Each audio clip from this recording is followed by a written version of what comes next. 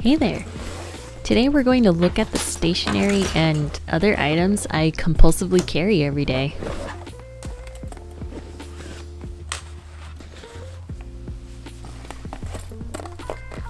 First, let's take a quick look at my Commonplace Notebook. It's a bit chaotic because I don't have an organizational goal with it. I accidentally stumbled upon this notebook in a store called Top Drawer in San Francisco. I really believe this notebook is either overlooked or not sought after because I don't know of a lot of people who use it. The paper is amazingly buttery smooth, a little bit on the thick side, and ghosting is at a minimum. I also like that it's lightweight and easy to take notes on since it's a ringed notebook. It's a little beat up, but the cover is holding up really well. Next we have my KNCO Pen Roll, which you may have seen in a few videos already, but it's a great, straightforward pen case that stores my fountain pens securely. Let's take a look at the pens and other tools I usually carry. Here we have my Marvy Leen pen in pink and lavender. I like a pop of color every once in a while in my planners and notebooks. It has one of those plastic nibs that I typically break all the time, like the Sakura Micron pens, so I can't do too much notes with it. Next we have the Pentel Arts Hybrid Technica, and I think this pen solves my broken Micron problem. It's a rollerball with archival, acid-free black gel ink. I bought this in a set of 5 pens with various sizes ranging from 0.3 millimeters to 0.6 millimeters, and so far I'm really loving the 0.3 for general sketching in my notebooks or doing some random note-taking in my Commonplace. Next, we have the KondDash limited edition ballpoint pen, and this is my loaner pen for all the strangers and classmates who ask for a pen. I won't call it a shit pen because it feels pretty far from that. In fact, the ink rolls out pretty smoothly and the pen is a nice heavyweight. I picked up this Pilot High-Tech C Coletto Romeo back in 2018 to be more efficient with note-taking at my job. This is a multi-pen, and I have been using it ever since I bought it. I use it in my Commonplace, my morning pages, and my planners. Right now I have 0.4 millimeter gel pen refills loaded in, and currently I have black, green, purple, and hot pink in use. I'm not really a fan of the green color. I mostly got it for work, but I'll use it up since I don't like to let things go to waste. And now for the fountain pens. First, let's take a look at the Lamy Safari, which you probably saw in its own video on my channel way back when.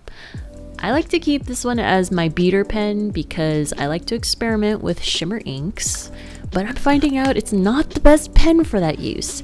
Right now I have the Vinta Inks Julia shimmer ink loaded in, a cute soft pink with a heavy gold shimmer. Let's move on to my KNCO Sport Mint. For some reason the ink doesn't distribute well after first fresh reload of ink, and it looks like the nib is starting to tarnish, so I'm not sure what I should do with it right now. It's a fun little pen that I'm also keeping around as a beater pen, even though I went through the trouble of adding the pen clip. Right now it's inked with Writing Tools Dewy Starlight, which is also a shimmer that looks like a cute match for the pen. This next pen, Woodshed Pen Company, is unfortunately no longer around anymore. The pen is cute, it's pink, it shimmers, and it has a yo-yo nib. This one was a favorite ever since I picked it up at the SF Pen show back in 2019. The yo-yo was part of a line of defective nib sections, so I eventually had to put it in order to get that replaced. Right now it is inked with G Herbon Amethyst de l'Oral, a shimmer purple.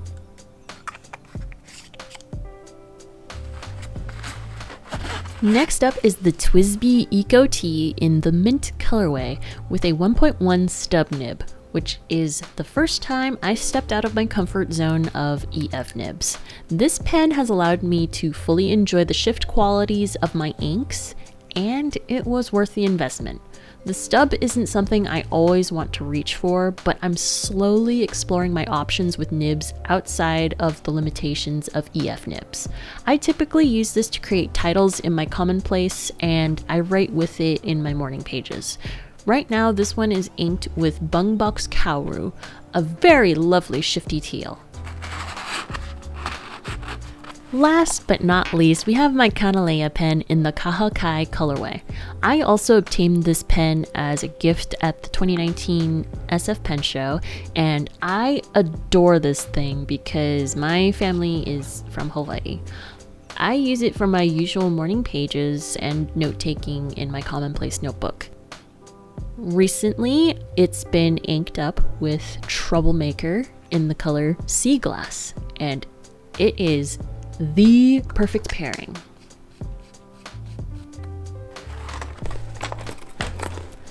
Alright, let's move on to some other objects that I carry with me a little too much.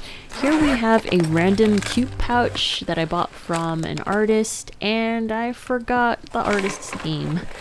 They were at SF Comic Con back in 2017.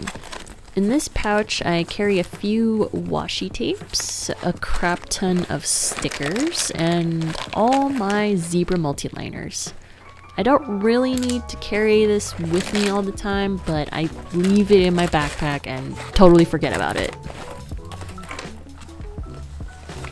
Last but not least, I carry this Phonics pouch with my Woobles crochet kit.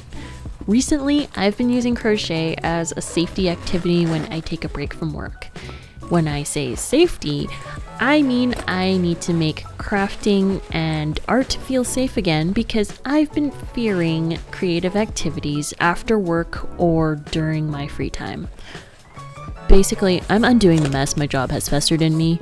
If you work a 9-to-5 job, I'm sure you can relate. This has been inspired by my reading The Artist's Way this year, and it inspired me to pick up crocheting again.